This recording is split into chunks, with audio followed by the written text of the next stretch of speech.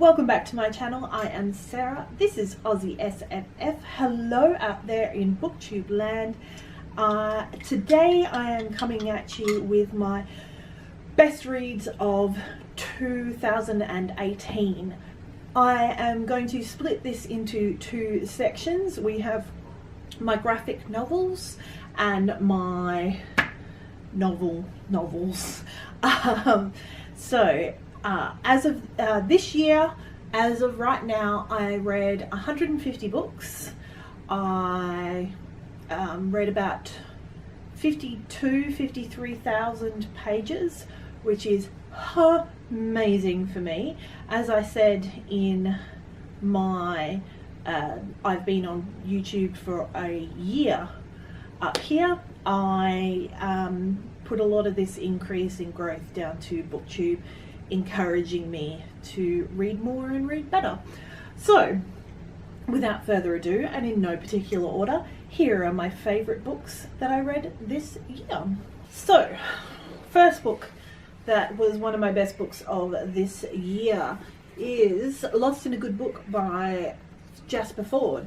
This is the second book in the Thursday Next series, and it is a bit alternate history, a bit sci-fi, a bit fantasy, because she can read herself into novels, into books, and in this one she actually starts meeting some of the people from books that are responsible for the integrity of the stories that we have. So such as she meets the Cheshire Cat, and the Cheshire Cat is actually in charge of the library of all of the books that ever will be written and all of the books that were never written, which is a pretty cool place. Next is Tad Williams and the Dragonbone Chair. This is the first book in the Memory, Sorrow and Thorn series.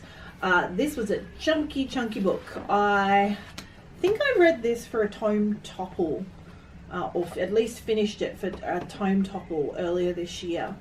And it's got a coming of age story, it's got swords and wizards and evildoers and random sort of demon-y type things, and I really love it, and I'm waiting to get to the next one, which I actually think is a little bit shorter, because this one clocks in at like 900 and something, so that one's a tome.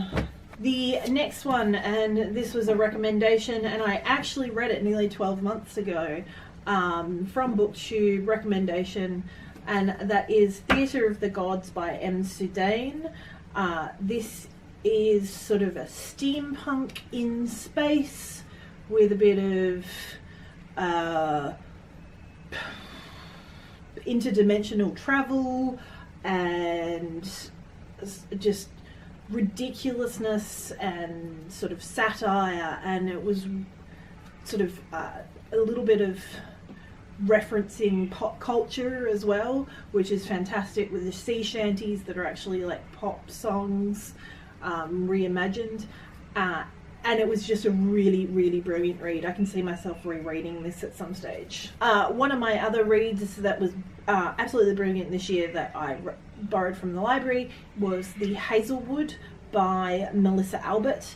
I was absolutely blown away by this book, and it was hyped on YouTube, BookTube, but I personally thought it was well and truly deserving of that hype. Whatever Melissa Albert puts out next, I will be buying, or well, depends on. Well, I didn't end up buying this book because the cover in Australia is horrendous. I like the US, I think, cover, because I wanted to buy it just on the cover. It would have been a massive cover buy for me. I've got to try and find that version, because the Australian one is crap. Another one from my library at work. I work in a school. The Girl Who Drank the Moon by Kelly Barnhill. Absolutely beautiful, whimsical, new take on a staple of sort of that old world fairy tale about the witch in the woods. And I thoroughly, it was like a breath of fresh air, and it was just a really lovely time spent in that world, and absolutely amazing. So it centers around this girl who has been taken in by the witch in the wood, who is supposedly eating babies, and she accidentally feeds her moonlight instead of starlight, and that means she's going to become a witch as well. So just absolutely beautiful. Can't recommend that one enough. It's just gorgeous. I started reading the Expanse series this year. I actually managed to read 3. I've got the 4th one ready to go for Tome Infinity and Beyond. I read one of these, I can't remember which, for Tome Infinity and Beyond this year, and these are amazing. I absolutely love these. These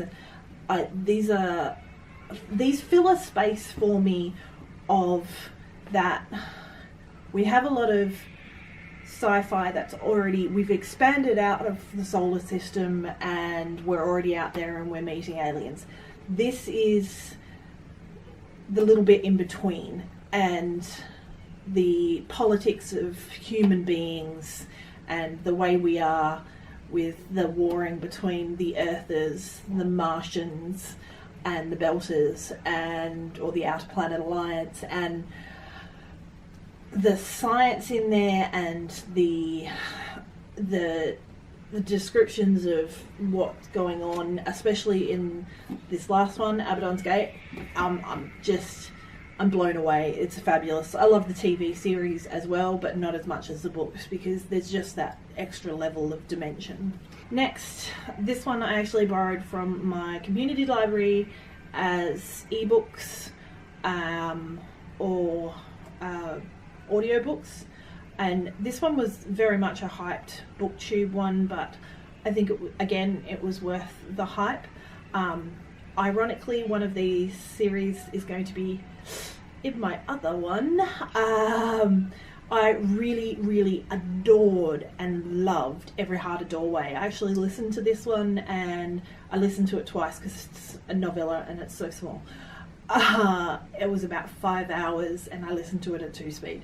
So, Every Heart a Doorway by Shauna Maguire, where a lady who has been through into another world has been brought back and has set up a sort of like a reform school for kids who have found a doorway into a fantasy realm of some description and then been sent back, and their parents don't understand. So your Alice's, your Dorothy's, etc.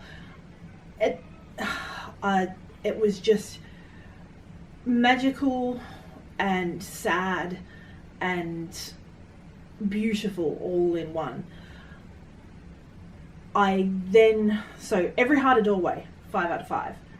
Also, Beneath the Sugar Sky for me was a 5 out of 5. So I am thoroughly anticipating the next one, which I can't think of the name of at the moment, but we shall see if I like it. Next, and I will link my review of this one up above. This is Distress. This was the inaugural winner of the Aurealis Awards, which is an Australian speculative fiction award, and this is Distress by Greg Egan. This blew me away as well. This is truly, truly an amazing book, and it's dealing with near future genetic engineering, medical, almost what they would call medical blasphemy, and the gender issues. This was made in 1995, and yet it's bang up to date about all of the issues that we're having at the moment. And it's right out of the gate. It starts with the interviewer who is making a documentary about Franken medicine, and he is going and watching someone who has been murdered brought back to life to see who the murderer was. And they can't bring them back to life for very long because the toxins that they use actually destroy the body as well. So really amazing read. Next was a book I got for a review copy, and that was Song by Jessie Teller. This is the first book in the Manhunters series, and again, a really well established world that doesn't rely on a lot of backstory for us to try and become part of that world. There are friendships already set up when this starts. There are in-jokes that start, and it was particularly refreshing not having everything explained to me. And I'm a big sci-fi and fantasy reader. I understand that stories start and finish at, just a clip out of someone's story, and I understand I don't need to be told every single backstory, every single idea that this person has had before this story started. And that was just really refreshing from a self-published author, and I like supporting these people. I liked this book so much, I will be buying the rest of these books. Next,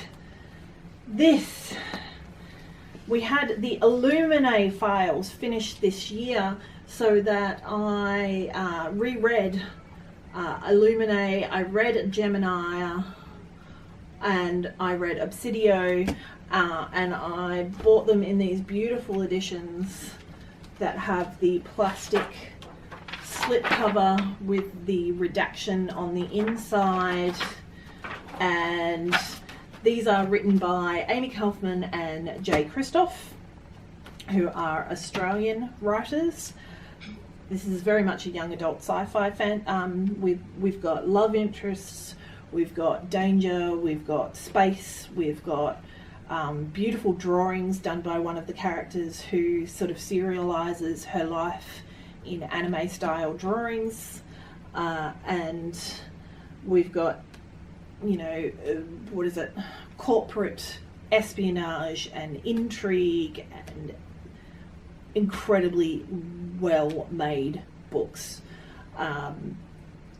If you're someone who wants to get into some sci-fi and you like your young adult, with some of the tropes that go along with that, this is a great series to read. We're almost there. My last two books I actually read for Magical Readathon, which is Christmas at Hogwarts, and that is Alice by Christina Henry.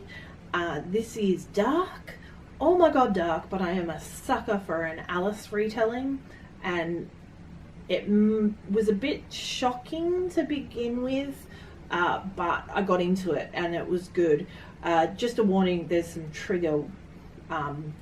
triggering events in here, so trigger warning on this one, but fantastic new bent on the Alice retelling, and it does occur after she has come back from Wonderland, so yeah, really good one. And lastly, we have another Australian author, and this is Sean McAuliffe, Aussie comedian, Tales from a Tall Forest, with art by Jonathan Bentley, and this was this amazing mishmash and retelling of all your classic fairy tales all set in this one kingdom, and the amount of fairy tales in there I'd have to actually go through and count, was because there's the Snow White, and then there's, I think, Tangled in there, not Tangled, Rapunzel is in there as well, and Three Little Pigs, Red Riding Hood, Goldilocks and the Three Bears, Hansel and Gretel, all sorts of things, all in there. Amazingly well done. Appropriate for kids with a little bit of the dry satire that we're used to from Sean McAuliffe, and just, this is going to be a book I reread. Fantastic. And that is it for my best books from 2018.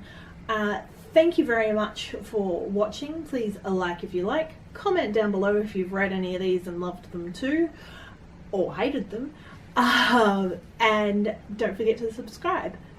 And happy reading and happy new year. Bye.